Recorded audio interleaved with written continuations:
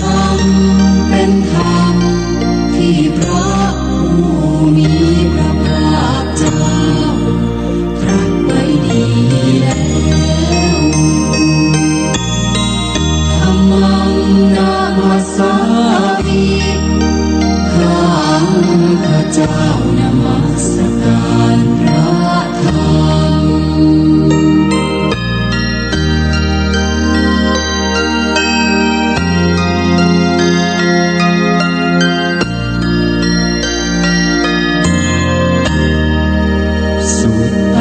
ปันโนภะคะวะโตสาวกสังโฆพระสงฆ์สาวกของพระผู้มีพระภาคเจ้าปฏิบัติดีแล้วสังฆังนะมามิเจ้านอบน้อมพระสงฆ์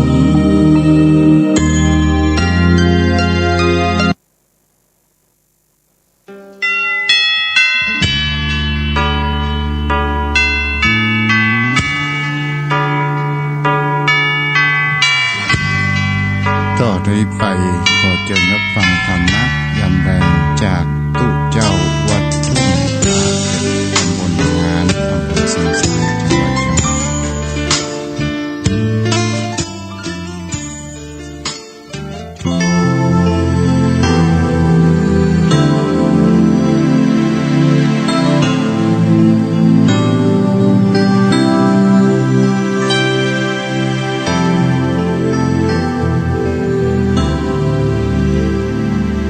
ขอยกมือ10 นิ้วขอยกมือ10 นิ้วกราบนอบน้อมวันตาอภิวาทน้อมระลึกถึง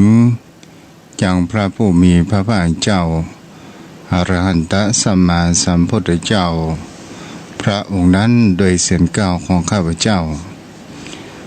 ขอกราบนอบน้อมระลึกถึงอย่างพระสัทธรรมคำสอนขององค์สมเด็จพระผู้มีพระภาคเจ้าอรหันตสัมมาสัมพุทธเจ้าพระองค์นั้นด้วยเสียงกล่าวของข้าพเจ้าขอนอบน้อมอย่างระลึกถึงอย่างพระสงฆ์สาวกขององค์สมเด็จพระผู้มีพระภาคเจ้าอรหันตสัมมาสัมพุทธเจ้าด้วยเสียงกล่าวของข้าพเจ้าและขอถวายความเคารพนอบน้อมไว้สาไปยังครูบาอาจารย์ พระเถราเจ้าพระภิกษุสงฆ์สามเณรพระสังฆาธิการสงฆ์สมณศักดิ์ทุกรูปมาด้วยความเคารพและขอเจริญพรมายังพ่อออกแป้งออกศรัทธาโยมพ่อโยมแม่ท่านผู้มีบุญท่านผู้ฟังทุกท่านที่ติดตามรับฟังธรรมะยามแรงทางสถานีวิทยุขึ้นเพื่อการศึกษาพระพุทธศาสนาและวัฒนธรรม 104.5 เมกะเฮิรตซ์โดยความเมตตาธรรมท่านอาจารย์พระครูสมุวิศวัตรวรกิจโจผู้ปิดทองหลังพระและขอเจริญพรกับศรัทธาญาติโยมท่านผู้ฟังที่เป็นแฟนรายการขึ้นสีขาวทุกท่านโดยความเมตตาธรรมของท่านอาจารย์พระครูอภิวัตรวัฒนวิกรมผู้อำนวยการสถานีขึ้นสีขาวชาวประชาขอบคุณทางสถานีวิทยุที่มีหัวใจรักพระพุทธศาสนาทุกสถานีวันนี้เอาก็มาอยู่กับกันในช่วงแมลงของวันพฤหัสวันนี้มีท้องฟ้ามีฟ้าร้องฟ้าคางแต่ฝนบ่ตกจมเป่าจมแม่หลายที่หลายทางฝนคงจะตก ก็ได้ยินเสียงฟ้าร้อง เป็นสิ่งที่เหมือนจะเข้าสู่ฤดูฝนเหมือนว่าจะเข้าพรรษาวันพุธวันหืนนี้นี่ก็เป็นสิ่งที่คนเฮานั้นจะเห็นได้ว่ามีความแปลกในการแปรปรวนแห่งธรรมชาติหน้าหนาวก็มีฝนในที่นี้ตามคนบรรพบุรุษคนเฒ่าคนแก่เฮาได้เล่าสืบกันมาว่าเป็นฝนหาเย็นเป็นฝนที่ทำให้น้ำจะเป็นน้ำคลองน้ำในนากระถามจะทำให้มีความใสเกิดขึ้นในรอบนี้ก็เป็นสิ่งที่นำมาความชุ่มฉ่ำให้กับพืชพันธุ์ต่างๆ วันนี้โยมพ่อโยมแม่ทุกเจ้าก็มีเรื่องราวปู่ให้กับโยมพ่อโยมแม่แล้วฟังแล้วก็ได้คิดกันในคำว่าอารมณ์ชั่ววูบเหตุผลเป็นอย่างไรก็รับฟังกันในเรื่องนี้มีครอบครัวอยู่ครอบครัวหนึ่งแต่บังเอิญครอบครัวนี้ซึ่งพูดเขาว่ามีการหย่าร้างทางฝ่ายพ่อชายได้แยกครอบครัวนั้นไปแต่บังเอิญก็ได้เอาลูกไว้ให้กับภรรยาลูกนั้นมีคำชื่อว่าเก่งผู้หญิงนั้นชื่อว่ากันดาแล้วกันดานี้ก็เป็นสาวสวยยังงดงามอยู่สถานญาติโยมทั้งหลายกันดานี้ก็เป็นลูกเป็นแม่เลี้ยงเดี่ยวมาพอสมควรโจรเก่งนั้นมีความกล้าใหญ่เกิดขึ้นอายุประมาณสัก10 กว่าปีกันดาโดยความเป็นสาวก็มีพอใจก็ได้หันแล้วก็ยังเกิดความรักเกิดความผูกพันอยู่กันดานั้นก็ได้แต่งงานใหม่ชื่อว่าไอ้สีโยมพ่อโยมแม่แต่เก่งนั้นเป็นคนที่ไม่ยอมรับป่อใหม่โดยความบอกเขาถูกชโรกกันอย่างนี้เกิดขึ้นก็มีอากัปกิริยาขุ่นเคืองในการที่ไม่ยอมรับป่อใหม่เกิดขึ้นตกอยู่แม้วันหนึ่งสถานญาติโยมทั้งหลายเก่งนี้กับคนอื่นนั้นก็เป็นดีแค่กับพ่อเลี้ยงของตัวเก่านั้นมีอากัปกิริยาในการต่อต้านไปต่างๆนานาเดี๋ยวกันได้ขอปิดโทรศัพท์คำ มีอากัปกิริยาในการต่อต้านหลายเรื่องหลายราวด้วยกันจนทำต้องมาอยู่วันหนึ่งผู้ใหญ่บ้านหรือบ้านของพ่อหลวงได้ทำบุญขึ้นบ้านใหม่บังเอิญพ่อหลวงคนนี้ก็ได้บอกคือชาวบ้านเก่งนั้นก็ได้ไปช่วยงานขึ้นบ้านใหม่ตั้งแต่วันดาแต่เก่งนั้นก็เป็นคนที่ชอบในการดื่มสุราดื่มเหล้าพอสมควรก็คือเอาองค์ง่ายก็เป็นคนมักเหล้าไปถึงวันจริงจังก็มีงานฉลองทำบุญขึ้นบ้านใหม่เสร็จเรียบร้อยไม่คืนก็มีการโดนตีเกิดขึ้นตามแขกเรือต่างๆบังเอิญสีกับสามีคนใหม่กันดากับสีกันดาซึ่งได้แฟนชื่อว่าสีได้สามีคนใหม่ก็ได้ไปงานในการขึ้นบ้านใหม่ของผู้ใหญ่บ้านทั้งสองคนนี้ก็มามีการชอบในการเสพสุราหรือว่าในการกินเหล้าสักมากสักเท่าใดแต่ก็พอจิบมักเข้าสังคมสถานญาติโยมทั้งหลายเหตุการณ์ประคาดคิดนั้นก็เกิดขึ้นเก่งโดยความที่ว่า ได้กินเหล้าเมายากันดาด้วยความเป็นแม่ก็มีความรักในตัวของลูกก็เลยหันท่าทางนั้นบอกค่อยดีแกได้บอกกับลูกว่าเก่งเอ้ยไอ้อย่างแม่เมานักกับปิกบ้านเสกงาปิกบ้านเถียลูกเอ้ยอ้าวใครว่าไอ้เมาไอ้บัดได้เมาอีแม่เอ้ยอีแม่ปิกไปนอนเถียเป็นตัวฟันไหวแม่ฮักนักจ้ะปิกไปนอนเลยไปนอนเลยมันต้องเป็นห่วงผมเฮ้ย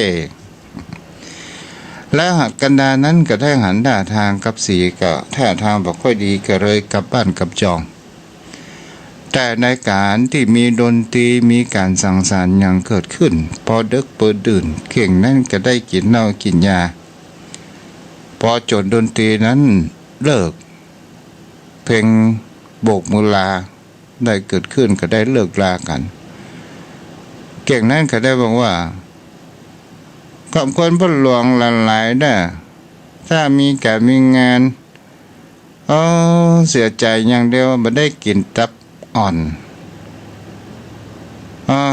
เขาหน้าเขาตามีอย่างห้องใจผมได้พ่อหลวงผู้ใหญ่บ้านนั้นก็หันว่าเก่งเมาแล้วพ่อหลวงก็บอกว่าเก่งปิกไปบ้านเถียไปรับไปนอนเหนียเก่งก็ยังว่าผมมาเมาขอล่างแหมสักขวดได้ก่อนพ่อหลวงก็รำคาญก็เลยเอาเหล้าเก่งนั่นไป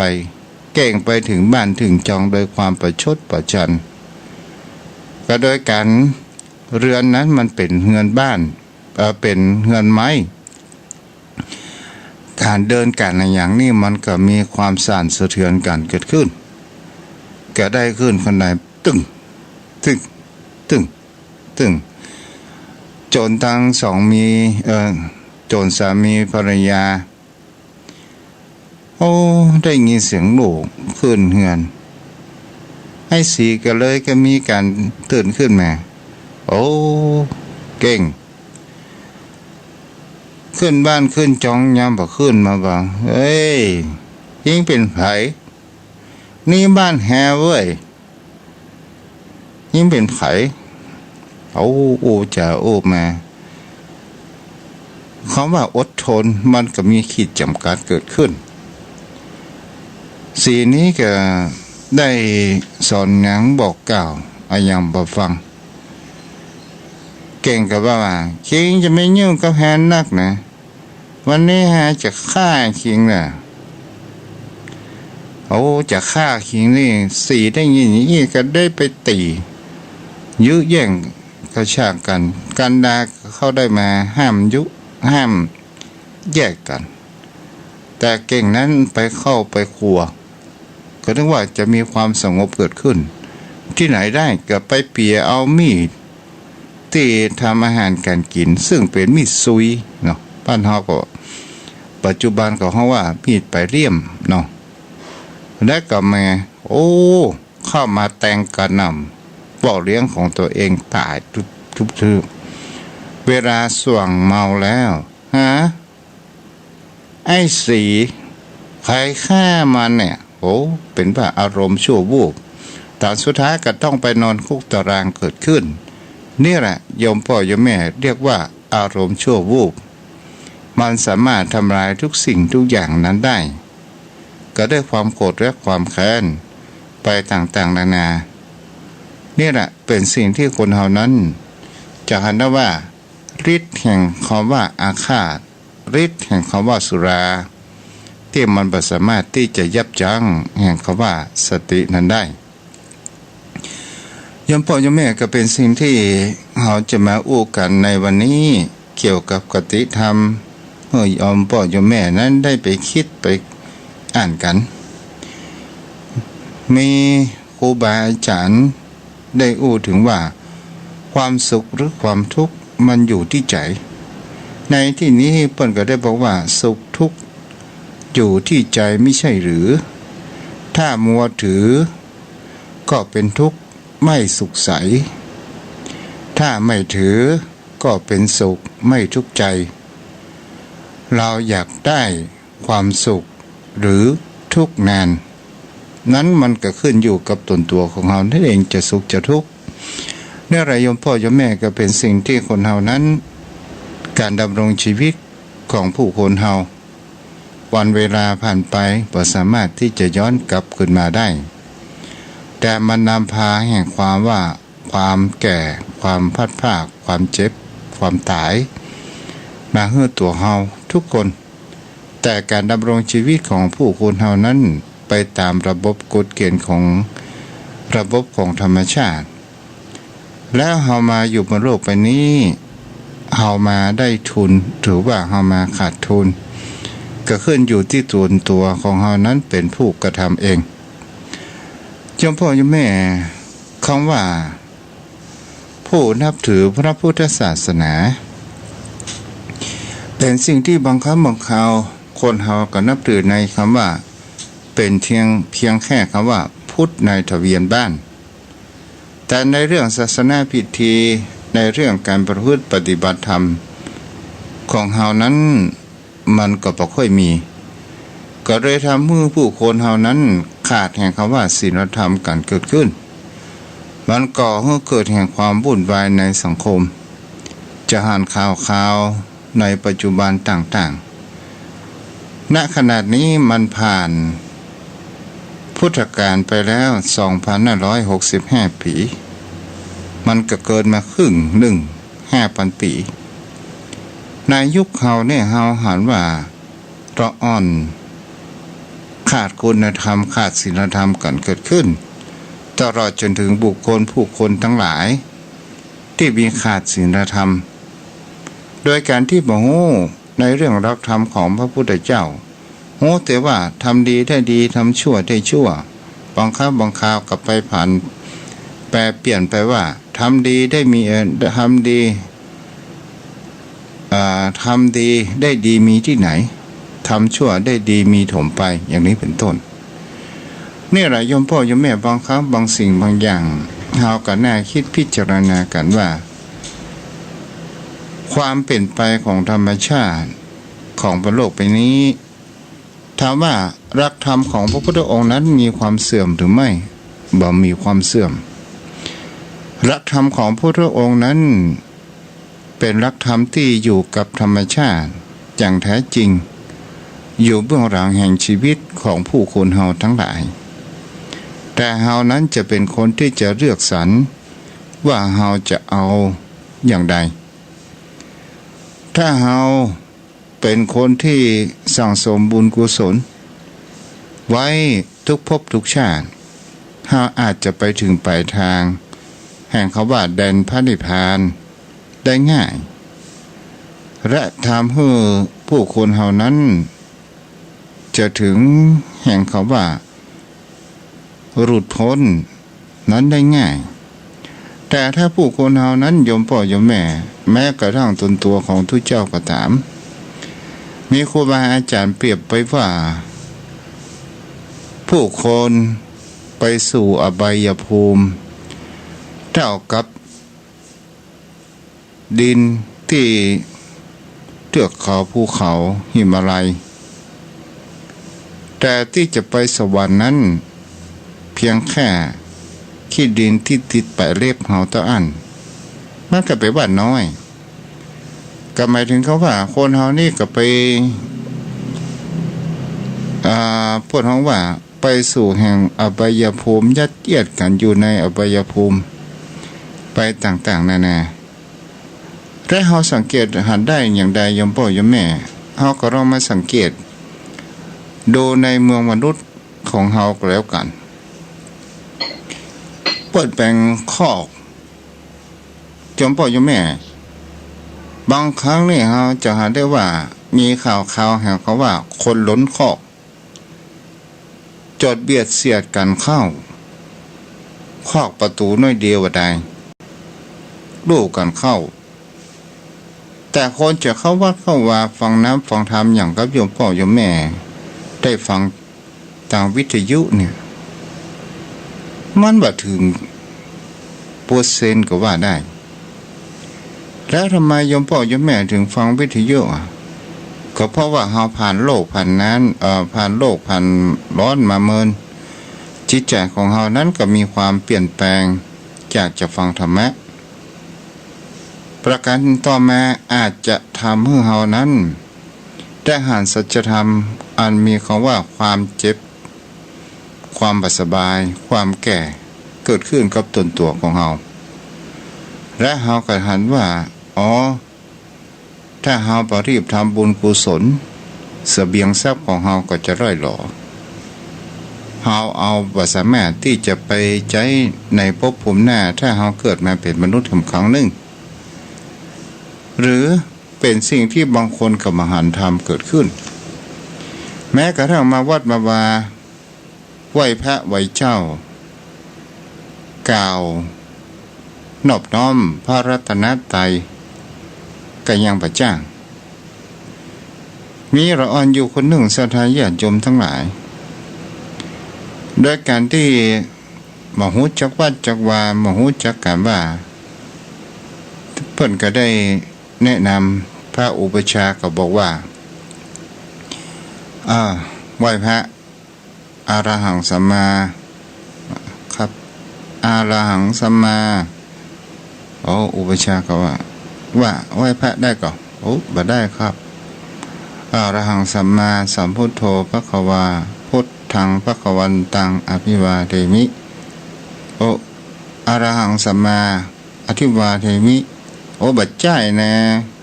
อรหังสัมมาสัมพุทโธภควา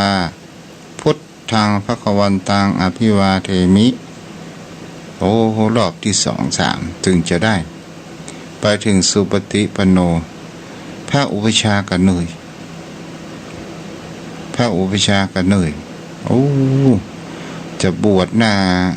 ศพปันไดจุงศพปันไดก็มหูจักอะไรอย่างสักอย่างเหนื่อยอุปชาก็บอกว่าต่อไปคือว่านะโม3จบ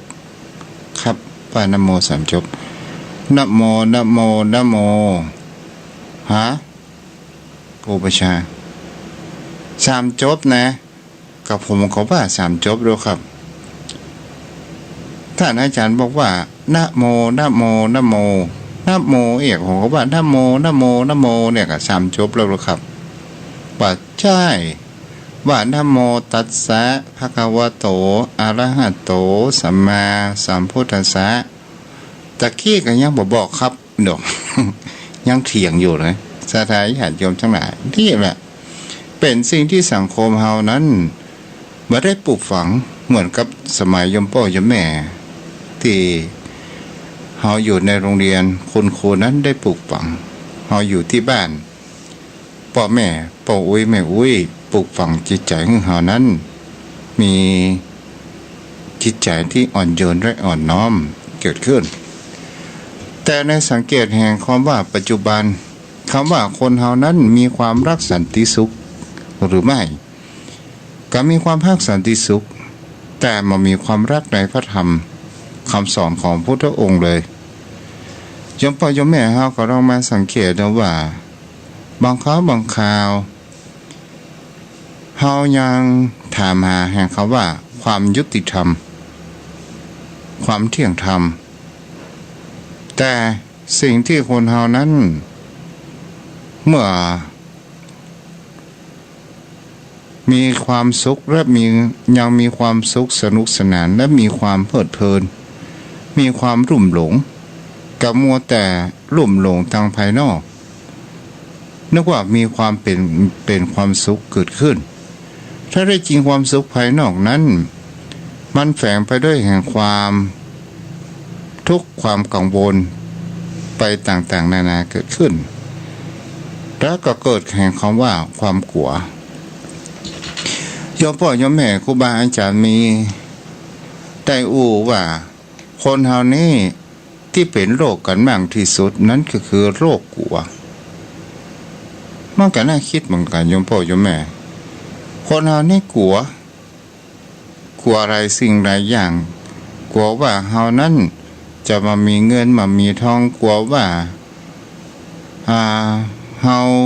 จะมามีที่อยู่อาศัยกลัวว่าเฮาจะเป็นโรคภัยไข้เจ็บเบียดเบียนเฮานั้นนักเป็นโรคร้ายแรงกลัวตอนสุดท้ายก็กลัวตายนี่คือเฮามองดูภายนอกในจิตใจของคนเฮาถ้าเฮามองภายในบางครั้งบางคราวเฮายังกลัว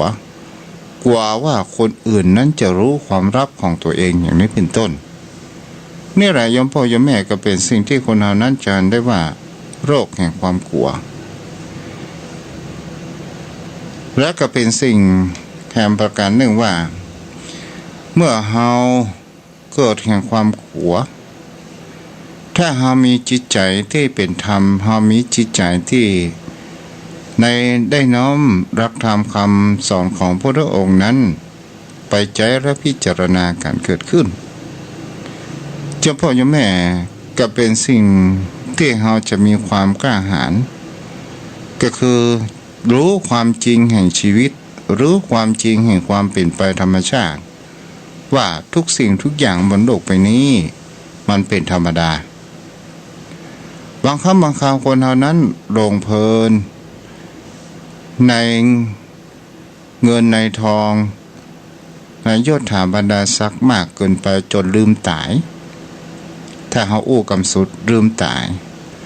ก็นึกว่าตัวเก่านั้นมีความคงกระพันมามีโรคภัยไข้เจ็บมาเบียดเบียนเหมือนว่าชีวิตนี้จะเป็นอมตะสุดท้ายมันก็บ่ใช่เป็นคำว่าเป็นอมตะถึงจะเป็นคนยากดีมีจนคนดีคนชั่วจะเป็นพระสงฆ์องค์ข้าเจ้ามียศถาบรรดาศักดิ์อย่างใดก็ตามสุดท้ายมันก็ต้องไปสู่แห่งคำว่าสุดท้ายแห่งชีวิตก็คือความตายแต่ทำไมผู้คนเฮานั้นกลัวตายเล่าเพราะอะไรอย่างเราก็เพราะว่ากลัวไปสู่ในภพภูมิที่บดีเลยเกิดความกลัวเกิดขึ้นกลัวว่าจะเกิดความพลัดพรากจะเป็นสามีก็ตามจะเป็นภรรยาอันที่ฮักก็ตามจะเป็นลูกก็ตามจะเป็นมรดกก็ตามกลัวจะพลัดพรากสิ่งเหล่านี้เกิดขึ้นเลยเกิดแห่งเขาว่าความกลัวตายโยมพ่อโยมแม่เฮาก็ต้องสังเกตเศรษฐีมหาเศรษฐีร่ำรวยร้อยล้านพันล้านอย่างใดก็ตามเป็นสิ่งที่คนเฮานั้นก็หันได้ว่าสามารถที่จะยื้อแย่งชีวิตของตัวเองนั้นอยู่ได้และก็เป็นสิ่งที่คนเฮานั้นก็หันแห่งประการหนึ่งว่าความแก่ชรานั้นที่ธรรมชาติจิบยื่นให้เฮาทุกคนแม้กระทั่งตนตัวของทุกเจ้าก็ตามโยมพ่อโยมแม่เฮาก็ลองสังเกตดูเฮาถึงหนีประโปนสิ่งเหล่านี้เนี่ยถ้าว่าปตายนุ่งปตายเท่าน่ะโยมพ่อโยมแม่ยังดีที่ว่ามีอายุยืนเฮาก็ลองสังเกตดูว่าความแก่ชรามันพามาซึ่งความหมดกำลังกายนะกำลังก็ทดถอยเลือดต้มก็บ่ค่อยดีลุกก็ยากนั่งก็ยากตาก็มัวมืดมัวฟังบางครั้งบางคราวจำลูกตัวเองว่าเป็นลูกของคนอื่นมีสะปะสะปันนี่ก็คือวัฏจักรแห่งชีวิตของผู้คนเฮานั่นเองและเฮาจะเอาอย่างล่ะเป็นทรัพย์ที่ภายในตนตัวของคนเฮาทำว่าทำบุญกุศลสิ่งที่ดีๆงามๆที่สิ่งที่เป็นกุศลจะเป็นสิ่งที่เป็นครูบาอาจารย์ก็ได้บอกว่าบุญในแห่งการที่เฮามีศีลและเฮาประพฤติปฏิบัติในการทำสมาธิทำวิปัสสนาเกิดขึ้นเป็นบุญอันยิ่งใหญ่ที่พระพุทธองค์นั้นยกย่องสรรเสริญมากกว่าบุญทั้งหลายถือว่าเป็นบุญที่ยิ่งใหญ่โยมพ่อโยมแม่เฮาก็ลองได้ศึกษาว่าท ทำไมพุทธองค์ถึงยกย่องในที่นี้ก็เพราะว่าถ้าเราทำสมาธิวิปัสสนาเราจะหันแห่งคำว่าจิตของตัวเองเฮาพอเพียงแต่คนเฮาพอเรื่องของคนอื่นเรื่องชีวิตของคนอื่นแต่เฮาไม่ได้ดูจิตดูใจของเฮานั่นเองบางครั้งบางคราวคนที่เฮานั้นเปิ้นฮ้องว่าคนที่หันทำมองคนอื่นนั้นเป็นคนบดีไปเสียทั้งหมดแต่เรื่องของตัวเองหรือว่าตัวเองนั้นเป็นคนดีนี่แหละโยมพ่อโยมแม่ก็เป็นสิ่งที่คนเฮานั้นบางครั้งบางคราวก็ไม่ยอมรับความจริงเกิดขึ้นว่าเมื่อคนอื่นจี้เปิ้นไปตึงนิ้วเข้าหาตัวถึง3 นิ้วนี่แหละก็เป็นสิ่งที่คนเฮานั้นจะหันได้เปิ้นว่าก่อนที่จะสอนคนอื่นคือสอนจิตสอนใจของเฮาก่อนถ้าเฮามีจิตใจเป็นอย่างใดการกระทำเฮาก็จะเป็นเช่นนั้นถ้าจิตใจของคนเฮานั้นเป็นคนที่มีความโลภไปที่ไหนก็จะกอบโกยเอาต่างๆเปิ้นฮื้อ1จะเอา2เอา3อย่างนี้เป็นต้นตลอดจนถึงเป็นสิ่งที่เฮาจะหาได้ว่าถ้าจิตใจเป็นคนที่โกรธขี้เกียจการกระทำนั้นมันก็จะมีไขมาพิษหูหน่อยก็โกรธก็เกียจและตอนสุดท้ายก็มีเพียงคบค้าสมาคมเกิดขึ้นถ้าจิตใจเป็นคนที่มีความหลงหรือว่าเปิ้นอย่างน้อยเรื่องอิทธิฤทธิ์ต่างๆนานาว่าตู้เจ้าตนนั้นแม่นเหมือนตาหันขนาดนั้นดูเหมือนเท่าหมอบางครั้งบางคราวก็หลั่งไหลไปเชื่ออย่างตู้เจ้าตนนั้นได้ปลุกเสกของขลังขนาดอย่างนี้เป็นต้นนี่แหละโยมพ่อโยมแม่บางครั้งบางคราวเฮาคนเฮานั้นมามีคำว่าโยโสมนสิการก็คือมามีปัญญาในการพิจารณาท่วงแท้มันก็เลยทำให้ใจของเขานั้นมีความไข้เขและมีแห่งคำว่าหลงเป็นตัวอันตรายมากที่สุดในกิเลสทั้ง3 กล่องโมหะนี่เป็นตัวหลงแล้วมันบ่สามารถที่จะพลิกขึ้นมาจะหันแห่งเขาว่าทำนั้นได้เพื่อจะหูทิ้งน้ำปิงมันก็แห้งไปเสียแล้วนี่แหละโยมพ่อโยมแม่ก็เป็นสิ่งที่คนเฮานั้นก็พิจารณากันไปด้วยในการที่ว่าผู้คนเฮาเกิดมาบนโลกใบนี้มันก็มีคำว่าการเปลี่ยนผ่านไปอยู่สม่ำเสมอ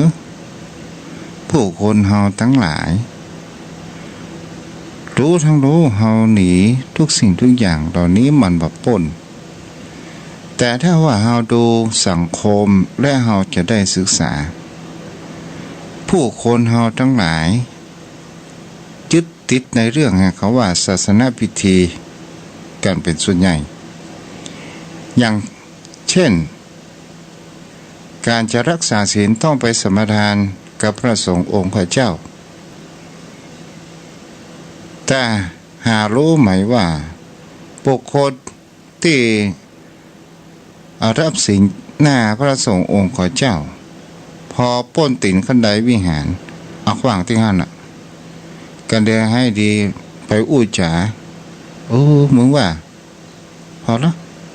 มันหมาแน่มันยังมาวัดหนูอีเนี่ยมันหมายกะอย่างนี้เป็นต้นนี่แหละโยมพ่อโยมแม่ก็เป็นสิ่งที่เราจะเห็นได้ว่านี่ก็เอาศีลขวางไว้ที่ตีนวิหารอย่างหมอปิกบ้านสักคำแต่คนที่มาบ่ได้ยังเป็นผู้คนผู้ป่วยทิศเตียนได้ฟังพระสงฆ์องค์พระเจ้าทางวิทยุ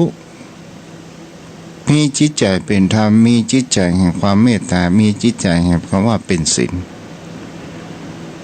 บอกว่าอย่างเงือไผอยู่บ้านอยู่จองหรือ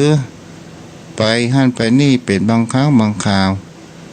ไปทำบุญวัดไปอาราม ทานกะตานอย่างจริงจังนี่แหละโยมพ่อโยมแม่เฮาก็ลองมาดูสังเกตกันเนาะอู้เรื่องกินตาลนี่กำโยมพ่อโยมแม่อันนี้ตุเจ้าบ่ได้เด้อบ่ได้แล้วก็เฮาก็พิจารณากันว่าทำไมผู้คนเฮานี้เนี่ยมามองในสิ่งในการที่ว่าระหว่างกินกับตาลเนี่ยโยมพ่อโยมแม่ตาลนั้นไม่มีคำว่าหูจักหาคำว่าตึกแต่กินมันบ่มีหูขอคำว่าตึกบ่มีที่สิ้นสุดบางคนจะตั้งองค์พระป่าอีหรอตั้งองค์พระป่าจะทำบุญที่วัดที่วานี้อยู่จำนวนเงิน100,000จะไปให้หอมทุเจ้าวัดตุ้งปักเก็ตซื้อที่ดินกำลังได้บอกแขกเรืองานมาหลายขนาดคนขนโต๊ะคนยังเอาละเอามีเหล้ามียามีอาหารการกินกำนั้นก็กินแล้วบอกหูจักตึกเสี่ยงไป200,000กินมากกว่าตาลอย่างนี้ก็เป็นสิ่งที่คนเฮานั้นก็เข้าใจผิดถ้าว่าเฮาจัดตาลเอาเงินแสนมาย่งยกมาถวายตาล9 กำถวายเฮาบอกคือญาติพี่น้องที่เป็นกัลยาณมิตรของเฮามากินมาตาลด้วยกันเนี่ยมันได้บุญเต็มเลยบางครั้งบางคราวงานศพงานสร้างอย่างตัวเจ้าจังสอบมันก็เหมือนกันว่างานทำบุญตานหาคนตายปอบมียศถาบรรดาศักดิ์จัดอย่างยิ่งใหญ่แล้วว่าจะเอาตัวเจ้าสัก20 รูป20 ตนจัดให้มันสมเกียรติกับป่อของเฮาแล้วก็ได้ไปปรึกษาตุลุงว่าได้เฮาจะใส่ยอดคือพระสงฆ์องค์พระเจ้านี่ตะใดดีตุลุงก็ว่าให้มันสมฐานะใส่ทุเจ้าจะว่าไปกับแปลงตังกินกับทุเจ้าแต่ว่ามาเถอะครับมาเถอะว่าเอาอีดีกว่าก็มันสมน้ำสมเนื้อใส่สัก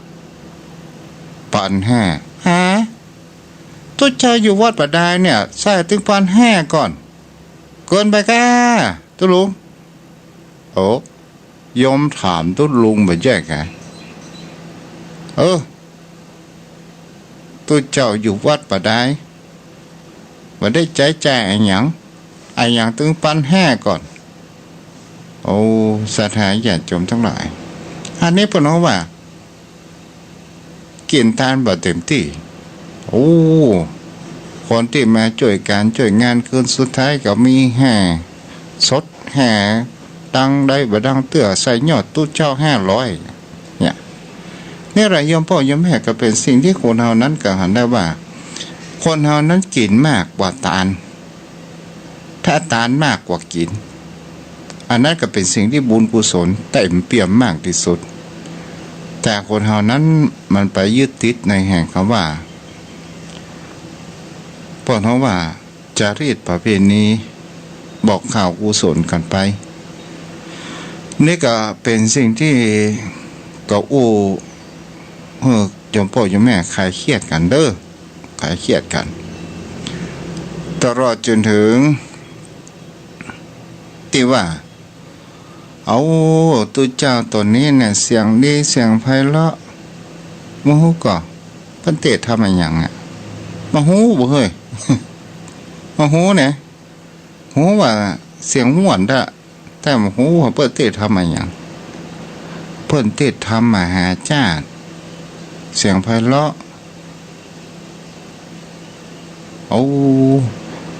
ฟังแล้วได้มีความจืดอกจืดใจเหมือนว่า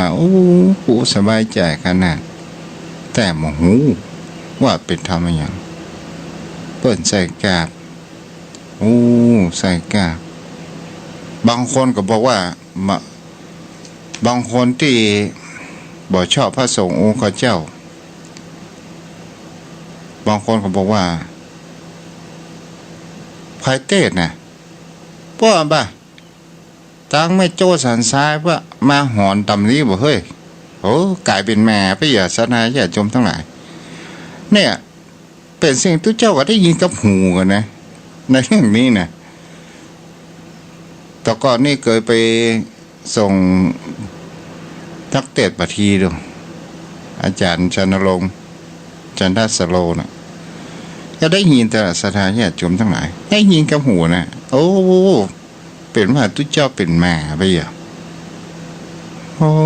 นี่ก็เป็นสิ่งที่คนเรานั้นจะเห็นได้ว่าพวกจีกรรมกรรมอู้กรรมจ่านี่เป็นสิ่งที่ก่อให้เกิดแห่งกรรมอันยิ่งใหญ่ได้เช่นเดียวกันนี่แหละโยมพ่อโยมแม่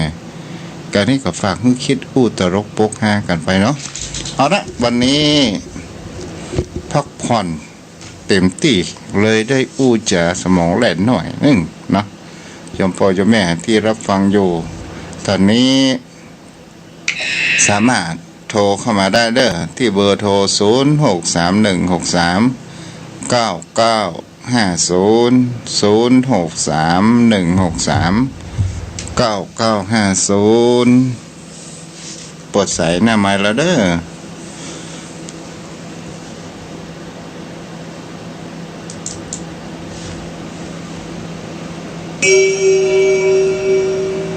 0631639950ให้รับฟังที่ใดจะเป็นคลื่นวัดไฟหินจะเป็นคลื่นสีขาวต่างจังหวัดต่างอำเภอก็โทรเข้ามาได้เนาะ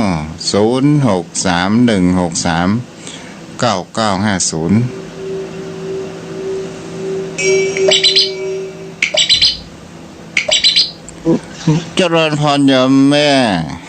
ไหว้ศาลเจ้าเนี่ยจุว่าวันนี้มาตรงกับชีวิตแม่ตะกี้แม่โอ้กับหลานไม่ยิงนะวะดูเจ้าบ่เดียวพ่นบ่มีอันงานอันนั้นเนาะงานลื่นเริงได้กินกับซบก็ใส่ยอดปันขึ้นไปเนยอันยังกัน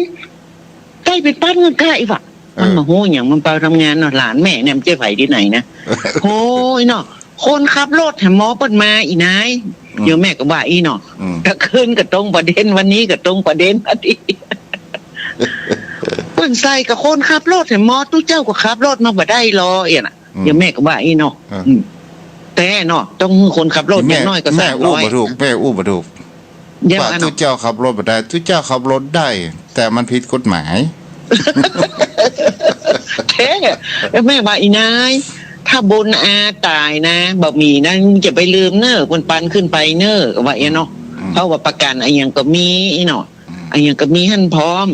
ฮะอย่ามาแปลงตัวเจ้าบ่เดียวอีว่าโอ้ยอันมือไปเป็นครูบาอาจารย์เนี่ยโอ๊ตบ่ได้ก็ว่าไม่เอียกันเนาะกันแม่โอ๊ตบ่ได้แม่ก็ใส่เข้าว่าคนหัวเข้าใจหัวอกตัวเจ้าเนาะเขาบอกทุกเจ้าว่ามีงานทำแต่ว่าก็ตู้โยมาก็ว่าแม่คนบักใครเข้าวัดงานโต๊ะนึกทุกเจ้าเสร็จอันสีกันเงียบๆอย่าก็ไข้หัวว่าแต่ว่ามันซื่นอู้กันเนี่ยกันมันบ่เข้าใจอะจ้ะจะเพราะว่ามันบ่ได้ผูกพันกับวัดกับว่าแม่พ่อแม่เพิ่นก็บ่สนใจทั้งนี้เนาะก็ทุกเจ้าบ่เดียวเพิ่นใจมือถือใจไฟอ่ะอีนายอันโยมแม่ก็ว่าอีไม่ใช่ว่าเล่าขวัญหลานนะมีเต้นอันนี้อู้สู่ก่อนฟังมาได้แล้วแม่นออู้สู่กันมาฟังมาได้เนอะไม่ใช่ว่าโคตรว่าเกลียดกันเก่าเจ้าข้าวด้วยสการนะเจ้าตรงประเด็นแม่ไม่ใช่อย่างนะแต่ทุเจ้ารักษาเจ้าอ้าวโทรเข้ามาได้เด้อ063163แม่ครูยาก็รับฟังอยู่เนาะโอ้ตาม Facebook ก็มีหลายท่านหลายคนแม่อ้อยอรพินแต่ว่าไปตาพี่อ้อต่อยได้แม่อ้อยเด้อเจริญพรเจ้าใบสักเจ้าโยมแม่ก็ฟังอยู่ได้ทางแม่จะเอาแม่ฟังที่ไหนฮะฟังเนี่ยวัดพระบาทอุดมเนี่ยเจ้าแม่โยมแม่อยู่แจงหัวลิ้นอ๋อแจงหัวลิ้นจับได้อะไรแม่โทรมา2-3เทื่อกันนั่นนี่เนาะเจ้า เจ้า โยมแม่เคยโทรหาหลายเตื้อแล้วมันใจกะเจ้า ก็น่าหนักกาจะดีแล้วแม่กันนี้เขาจะได้ปะกันทุกวันพัดและวันศุกร์เด้อ เจ้า จะแม่ชื่ออย่างก็ แม่จันทรีดุขาเจ้า แม่จันสีเนาะแม่เนาะแม่สีดีกว่าเนาะ จันทรี จันสีจะแม่จันสีอนุโมทนาด้วยแม่เด้อ เจ้าไว้สาเจ้า โอ้ต้องฟังกันรับฟังกันได้เนาะมีหัวใจเป็นธรรมะอนุโมทนาเด้อ เจ้า จ้าอ้าวสายต่อไปโทรเข้ามาได้0631639950อนุโมทนาตาพี่สุโยมพี่สุรีตัวเด้อฉันตะแก้วที่รับฟังกันอยู่0631639950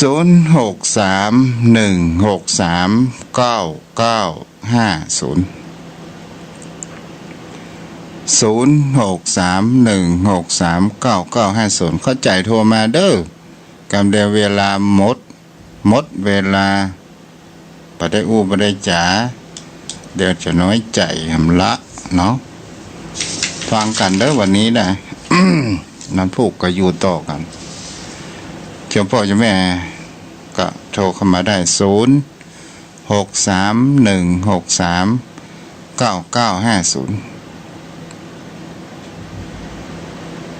ประมาณ5:55ป้อนหนานสายันโทรมาเด้อวันนี้จะอู้จ๋าเกี่ยวกับเรื่องตำนานของพระนางจามเทวีเนาะ0631639950มามีไผแล้วก้า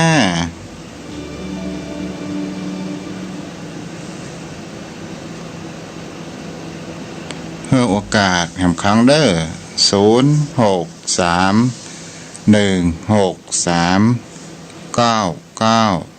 0631639950มามีไผเจริญพรก็พ่อหนานโทรเข้ามาได้0631639950พ่อนานสายันเป็นผู้รอบรู้เป็นทุกเจ้าหลวงมาก่อนเนาะโทรเข้ามาได้พ่อนานเจริญพร ครับขอกราบแทบใต้ใบสาในเมตตาบารมีธรรมท่านพระคุณเจ้าด้วยความเคารพอย่างสูงครับท่านเจ้า วันนี้ก็ได้ฟังน้ำธรรมคำสอนของท่านเจ้าเอาคือเป็นคติอุทาหรณ์เตือนอกเตือนใจท่านเจ้าบางทีมันคนเฮามันก็เผลอก็ลืมไปมันก็จังมีเนาะปุถุชนอย่างผมเขานี่เนาะท่านเจ้าเนาะ เขาก็เป็นปุถุชนเหมือนกันนะครับ เพราะว่าอันชีวิตจิตใจอย่างท่านเจ้าว่ามันชอบไหลไปทางต่ำมันหันอย่างถ้าบ่มีน้ำตามคำสอนนะแต่กี้ได้ยินอันติบัวบุญเปิ้นว่าอันทำบุญทำอย่างนะโอ้ทับเมื่อเฮามีชีวิตเนี่ยเอาเป็นต้นทุนให้กินให้ตานได้เต็มที่อันถ้าเฮาเสี่ยงบุญละแล้วแต่ลูกแต่หลานเตอะเพราะว่าบางทีเขาก็มีอันลุอันหน้าของความตนีมีความโลภเขาจะตานนักกว่าจะเสี่ยงเอาให้เอาของเฮาไว้อันนี้จะไปกำโอ้บ่ได้เนอะถ้าเฮากินเฮาตานเมื่อเฮามีชีวิตอยู่นี่โอ้เฮาเต็มอกเต็มใจท่านเจ้าเต็มที่ตานเต็มที่ท่านเจ้าจ้ะเพราะว่าอันความตนีมันเป็นมลทินแห่งการฮื้อตานถ้าเฮาตัดความตนีได้การทำบุญของเฮาก็โอ้ทำได้เต็มที่ครับบางครั้งมันช ท่าน นะ เจ้า เนี่ย ว่าครับผมอันท่านเจ้าว่าคือเก้าของผมได้เล่าถึงพระนางจามเทวีนะท่านเจ้าเนาะเดี๋ยวตู้เจ้าถามพ่อหนานกันเนาะครับใบสาครับตู้เจ้าไปวัดท่าดอยคำที่แห่งโดงของเขาเนี่ยนะครับกหารประวัติส่วนหนึ่งของพระนางเจ้าจามเทวีก็โดยการที่ว่ามันมีเรื่องอิทธิฤทธิ์ในเกี่ยวกับเรื่องฤาษีเกี่ยวกับพระนางจามเทวีเหมือนกับว่าเพิ่นใส่ดอกบัวอีกอ่ะโอ้ท่านเจ้าท่านเจ้าใบสาแฮ แฮมตำนานหนึ่งแฮมตำนานหนึ่งก็บอกว่าเป็นโรคบุญธรรมของเจ้าเมืองละโวลพบุรีสมัยปัจจุบันเนาะอันใดมันแม่นแต้กันแน่เนี่ย ท่านเจ้าเต้าที่กับผมได้สดับฮับฟังมา คือที่ท่านเจ้าว่าหนหลังนะครับเพื่อเป็นบุญธรรมของเจ้าเมืองละโวนี่ก็สันนิษฐานว่าลพบุรีท่านเจ้าเปิ้นเอาหนังแปลมาครับเปิ้นหนังแปลขึ้นมาแล้วก็อันท่านฤาษีเปิ้นเอาเลี้ยงเป็นบุญธรรมครับท่านฤาษีนึกว่าที่เมืองละปูนครับเอาเลี้ยงที่อันเลี้ยงดูที่ดอยติแล้วก็มีคนตั้งหลายก็มาตำหนิที่โทษว่าบ่สมควรพระฤาษีบำเพ็ญโทษเอาแม่ยิงมาเลี้ยงนะคนก็ติเตียนกันจึงทำให้ดอยแห่งนั้นได้ชื่อว่าเป็นดอยติเป็นตำนานมาถึงปัจจุบันในท่านเจ้าครับแล้วพระนางจามเทวีนี่นะท่านเจ้าเปิ้นก็มีจริยาวัดที่งดงามนะครับที่เปิ้นมานะครับท่านเจ้าถึงแม้ว่าเปิ้นจะมามันน้อยครับเปิ้นก็มีข้าทาสบริวารอย่างติดตามมานะครับท่านเจ้ามีนักปราชญ์ท่านผู้หนังสือในงานพระราชทานเพลิงศพของพระเดชพระคุณท่านเจ้าคุณพระเทพเจจิดานุรักษ์ครับองค์ก่อนนะครับบัจจัยอันท่านมหาจำรัดนี่ไม่ใช่องค์ก่อนนะเพิ่นได้เขียนจริยาวัดของพระนางเจ้าจามเทวีครับโอ้เป็นจริยวัดที่งดงามมีพระประจำพระองค์ท่านก็คือพระเสตังคมณีมาโตยท่านเจ้าแล้วก็เปิ้นรับถือพุทธศาสนามีบัณฑิตนักปราชญ์พระสงฆ์มาโตยครับท่านเจ้าเปิ้นมาอยู่ที่เมืองละปูนแล้วก็มาเป็นกษัตริย์ของเมืองละปูนปกครองเมืองละปูนตั้งแต่นั้นมานะครับก่อนที่เปิ้นจะมาอยู่นี่อ้างกับเมืองละปูนเนี่ยมันก็ต้องเป็นเมืองขึ้นของเมืองละโวเนาะมันค่าจะบะเชิงนะเปิ้นค่าจะมีสัมพันธ์ไมตรีนะท่านเจ้าเพราะว่า มันขาดกษัตริย์ขาดอย่างเปิ้นก็ขอความช่วยเหลือครับเพราะว่าตอนนั้นนี่มันคงบัจจัยอาณาจักรอาณาจักรของล้านนาคงจะเป็นหัวเมืองเลยท่านเจ้าในธรรมจามเทวีวงศ์ก็ได้กล่าวไว้แต่เรื่องอภินิหารมันจึงแทรกไปมันจึงมีเรื่องแทรกอยู่ทุกเรื่องนะครับเพราะว่าบอกว่าจะยังครูบาเจ้าศรีวิจัยน่ะถึงเปิ้นกำเนิดมาก็มีฝนตกมีฟ้าห้องฟ้าค้างเปิ้นก็ถือว่าเป็นอภินิหารในท่านเจ้าเหมือนพระนางจามเทวีนี่คือหมายถึงเขาว่าหมอว่าเปิ้นเป็นบุตรของไผเนาะอ๋อเป็นบุตรของเจ้าเมืองละโวค่ะท่านเจ้าเปิ้นส่งมาครับเปิ้นส่งมาคือพระสุเทวฤาษีขอเปิ้นว่าเอามา เอามาเป็นกษัตริย์ครองเมืองหฤปูนชัยครับเปิ้นก็ส่งอันลูกแม่ยิงเปิ้นมาคือมาครองเมืองหฤปูนชัยท่านพระคุณเจ้าเดี๋ยวกันเด้อมันซับซ้อนตอนที่ว่าที่โดยติเป็นละอ่อนเปิ้นมานี่นะท่านเจ้าคือเป็นบัดใจว่าเป็นน้อยๆละอ่อนที่เป็นทารกอันบัดใจครับคือเป็นสาวกษัตริย์ที่หนุ่มครับกษัตริย์น้อยเขาจะบอกเป็นสาวจีริตเนี่ยท่านเจ้าแต่เปิ้นก็มาเลี้ยงมาจุกดูผ่านใจลำน้ำปิงนั่งแต่แม่นครับน้ำปิงท่านเจ้าตะกอนนี้น้ำปิงมันอยู่ทิศตะวันออกของเมืองกุมกามนะครับยังมีหลักพันหอยของมันอยู่ครับประวัติศาสตร์แต่น้ำปิงเปลี่ยนทิศทางมีหน้าบ้านผมเนี่ยครับหน้าบ้านกับผมเนี่ยเป็นเปิ้นก็ห้องกันเต้าไปเดียวว่าเป็นน้ำปิงห่างแต่มันก็เป็นร่องรอยได้นะครับเพราะถนนมันอยู่สูงน้ำปิงห่างมันอยู่ลุ่มมันตั้งปื้นเป็นทรายโมท่านเจ้าคนเฒ่าคนแก่แต่ก่อนเพราะว่าเปิ้นขนทรายเข้าวัดเปิ้นก็ไปเอาที่ต้องปิงห่างนะครับอยู่บ่ไก่วัดอะไรท่านเจ้าเพิ่นไปขนมาก็สันนิษฐานว่าเป็นจริงครับว่าร่องรอยมันอยู่ครับร่องรอยของน้ำปิงบางที่มันก็มูลมาเปิ้นผมบางที่ก็ยังอึกเป็นเพียงคอพระท่านพระคุณเจ้าจ้ะเนาะแล้วมาถึงตอนที่ว่าพระนางจามเทวีขึ้นมาต่ำรำน้ำปิงจะเป็นผาสามเงาและมาจนถึงเมืองหอดนี่ก็เป็นที่ท่านเจ้า เปิ้นมามีฮะที่ว่าไปพักเมืองฮอดเป็นตี้แล้วก็ก่อนจะเข้าสู่เมืองละปูนเปิ้นก็พักตามข้างทางก็มีวัดมีอย่างที่เปิ้น เวียงท่าการนี่ก็เปิ้นก็สร้างมันก็ ใช่ครับสร้างในสมัยของพระนางจามเทวีครับท่านเจ้า จ้า เปิ้นสร้างหลายวัดครับจะที่เปิ้นมาพักแรมตามข้างทางเนี่ยครับเปิ้นมาหลายวัดด้วยกันเปิ้นมา ถ้า พัก เฮา แล้วก็ ดู เปิ้นเอาแบ่งวัด ถ้าเฮาดูไปนี่อาณาจักรหฤปุญชัยนี่ก็ใหญ่กว้างขนาดเนาะ โอ้ท่านเจ้าตามประวัติศาสตร์เปิ้นมีความเจริญรุ่งเรืองนะครับพญามังลายนี่ที่แรกตีบะแตกนะฮะเปิ้นใจความสามารถที่เป็น10กว่าปีมาถึงจะตีเมืองหฤปุญชัยได้อะครับมันในทำจามเทวีวงศ์นะครับแม้แต่ขุนบลังคะยัง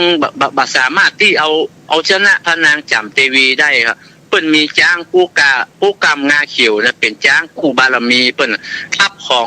อันคุณหลวงบลังกะก็แตกพ่ายไปนะท่านเจ้าเปิ้นก็มีบารมีถึงแม้เปิ้นจะเป็นแม่ยิงครับจ้ะครับขอบคุณอนุโมทนาเด้อที่ได้ให้ความ